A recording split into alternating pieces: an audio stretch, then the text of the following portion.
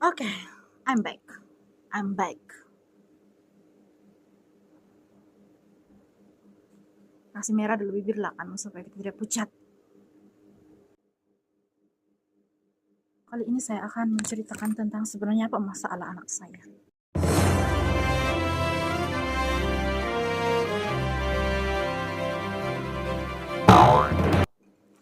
Oke. Sebenarnya ramai orang yang ingat, bukan lagi ramai, banyak kali orang akan cakap, astaga, oke yuk upload anak kau, kenapa dia tidak macam oke? Kemudian ada lagi yang, betul bakal ini, normal saja pun saya tengok anak kau, takkanlah dia oke? Speechless. Saya tidak juga lah speechless, mungkin mengikut cara orang bertanya, like kalau diorang sangat bernada tinggi, lepas itu kedengaran macam yang kami yang mengada-ngada, kami yang buat itu cerita bahwa anak kami ini ialah disabled person. So, mari kita masuk ke dalam cerita sebenar.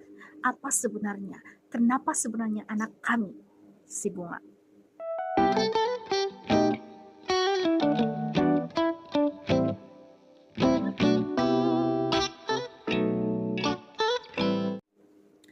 Aduh, saya kena ulang lagi cerita kayaknya dari awal.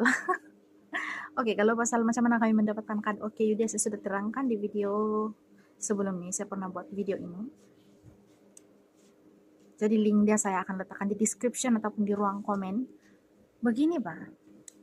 Anak kami ini dia ada beberapa diagnose waktu dia masih di bawah 8 tahun. So, kad OKU dia kami buat masa dia umur 6 kad 5 tahun. Begini. Untuk mendapatkan kad OKU kita memerlukan pengesahan daripada dokter pakar, at least dokter pakar kanak-kanak untuk mengesahkan bahwa ini anak dia berada pada tahap ini dan dia layak untuk mendapatkan hak sebagai orang istimewa ataupun menjadi pemegang kad pink, kad OKU itu depan. So ya, sudah tentu sebelum kita dapatkan kad OKU kita harus jumpa pakar, dokter pakar, bukan kita jumpa jiran-jiran, lepas itu kita Google, oh anak saya begini. Tidak, kita jumpa dokter. Setelah dokter bilang begini, kami pun pergi di kebajikan begini, dan kami pun berjaya mendapatkan kad OKU si Bunga. Okay. Dan di dalam kad OKU dia bertulis pelbagai. Jadi bila pelbagai itu dia bukan sahaja autistik, tapi dia ada juga benda-benda lain. Sebelum itu sempat dia kena diagnose dengan ADHD. Lepas itu apa lagi itu? Banyak. Tetapi pada akhirnya tinggal 2 saja lagi, yaitu intellectual disability dengan autistik dia.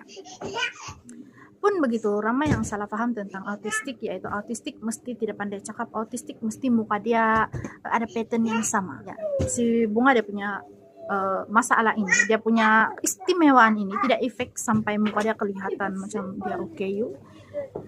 Dan untuk pengetahuan kamu, pada masa saya mengandung dia, dokter cakap bahwa dalam dia punya scan ataupun USG itu, mungkin ini anak cacat, dia bilang, tanpa berlindung lagi dia cakap cacat. So saya expect akan melahirkan bayi yang tidak mampu untuk berdiri, dan puji Tuhan si Bunga bukan saja mampu berdiri, mampu berlari, mampu segala-galanya, kecuali ada beberapa lah yang tidak.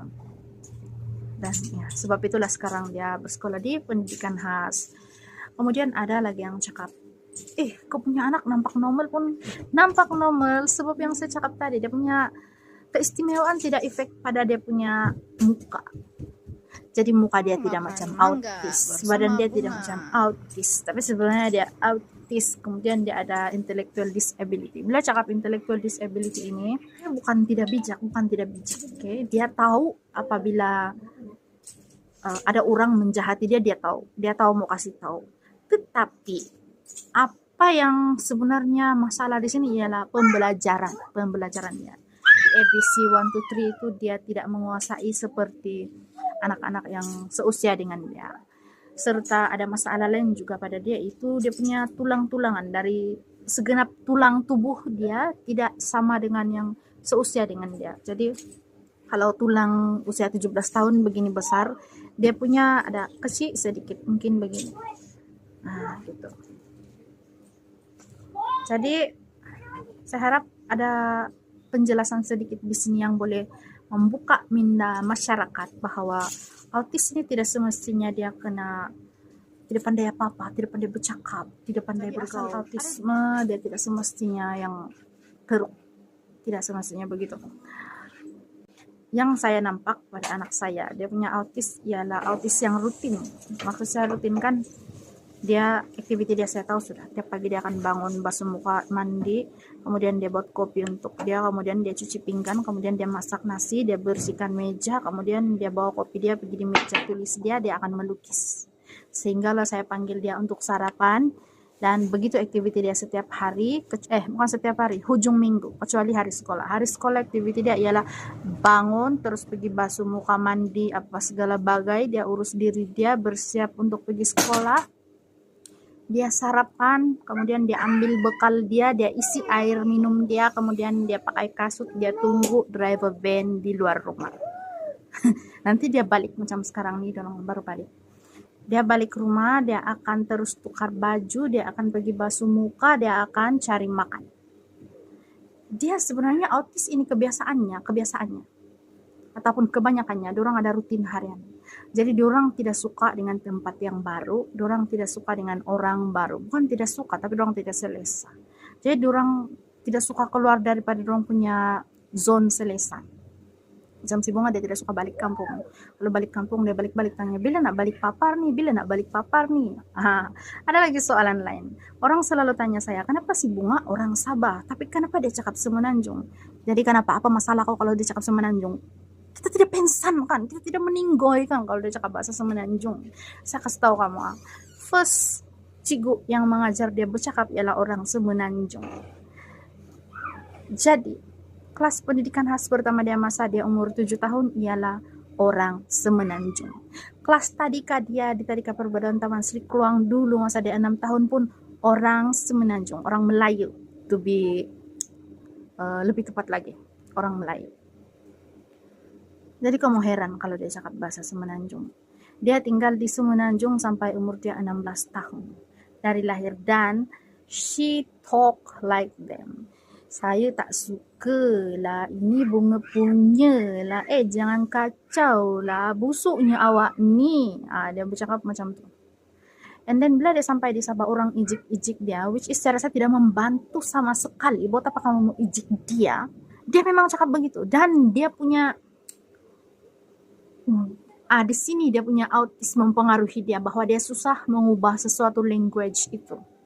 Dan bila sekarang dia sedang belajar bahasa orang Sabah kan jadi awkward. Sebab dia akan cakap, ini siapunya, macam itu. Sekiranya ada orang sekeliling kamu atau anak-anak kamu sendiri yang lambat dia punya perkembangan dari umur 1 tahun, 2 tahun, 3 tahun, kamu suspek lambat bercakap atau apa, kamu terus bawa jumpa dokter.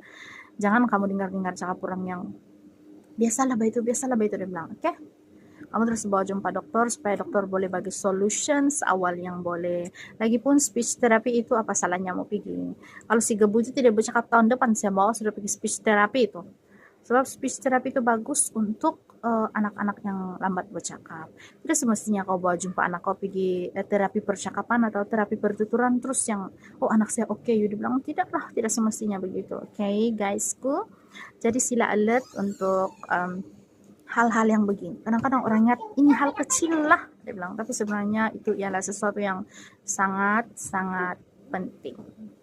Jadi saya mau tegaskan bahwa saya tidak suka orang ijik si Bunga cakap bahasa Semenanjung. Saya tidak suka orang sangka si Bunga ini, astaga kami ingat dia bukan oke, astaga begini-gini. Sombong juga dia itu. Sebenarnya dia memang begitu. Dia tidak pernah terfikir untuk sombong, dia tidak pernah terfikir untuk saya ini jahat, saya ini baik. Dia tidak pikir begitu. Apa yang dia buat itu ialah jujur dari dia punya diri sendiri. Dan dia bahkan seorang yang tidak pandai menipu. Saya rasa kamu, dia tidak pandai menipu. Kalau buruk, dia akan cakap buruk. Kalau cantik, dia akan cakap cantik. Jadi guys, kalau kamu mau minta pendapat tentang pakaian kamu, kamu boleh pergi tanya dia. Cantik kah bunga saya punya makeup, bilang. Jadi dia akan jawab sejujurnya. Tidak semestinya autis terus dia tiada masa depan. Saya boleh cakap yang autis ini bukan satu penyakit yang terus menjadi hukuman maut ataupun masa depan rusak untuk orang-orang yang berkaitan. Tetapi sebaiknya apa yang dia ada itu kita latih, kita polish sampai nampak sebenarnya dia punya bakat atau dia punya kelebihan itu, hala tuju dia di mana. Macam si bunga sendiri dia suka melukis, jadi terpaksalah terpaksalah kami berkorban budget untuk belikan dia warna, selalu belikan dia kertas, pensel, etc. yang berkaitan dengan seni lukis.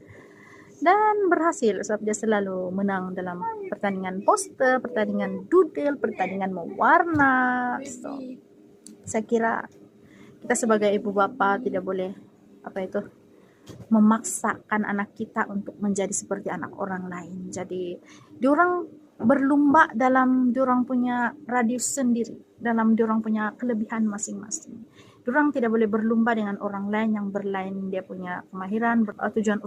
Tujuan utama video ini ialah clarification tentang si bunga, bahwasannya kalau kamu sangka saya klaim anak saya ini anak saya ini sendiri saja saya klaim dia tidak akan layak masuk di program pendidikan khas di PPKI. Sebab PPKI kita mau masuk di sana, kasih sekolah anak di sana, kita perlu ada kad dia. Dan dokter mengatakan bahwa dia lebih baik sekolah di pendidikan khas daripada di aliran perdana sebab dia tidak akan mampu pick up dengan anak-anak yang belajar di aliran perdana.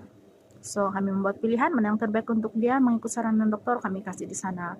Dan to be honest, pada awal-awal memang stres untuk menerima hal begini sebab dia di luar daripada kebiasaan, di luar daripada normal-normal yang kita selalu alami. Tapi sekarang saya tidak, I'm okay with it. Saya bahkan gembira sebab si bunga begitu.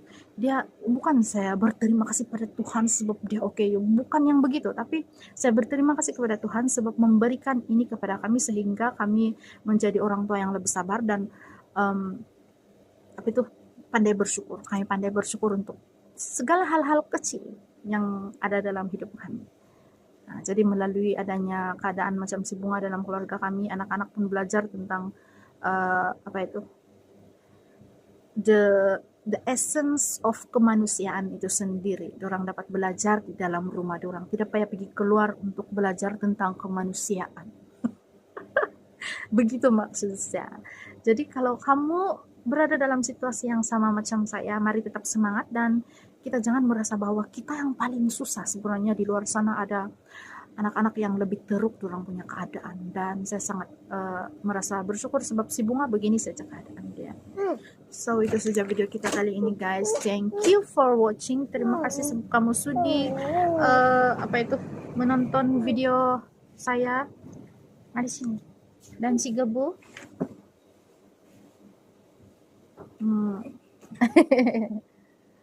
Sebelum kami mengakhiri video kami, jangan lupa subscribe channel si Liska Heri. Kemudian ada channel si Bunga juga, keluarga Lizzie, dan si Aden apa nama channel dia? Ya, itu nak. Thank you for watching. Terima kasih. Walaupun video ini agak panjang, you guys are awesome. Stay safe, stay healthy, dan tetap semangat melalui hari-hari yang akan datang. Itu nah, nanti nggak. Bye, bilang.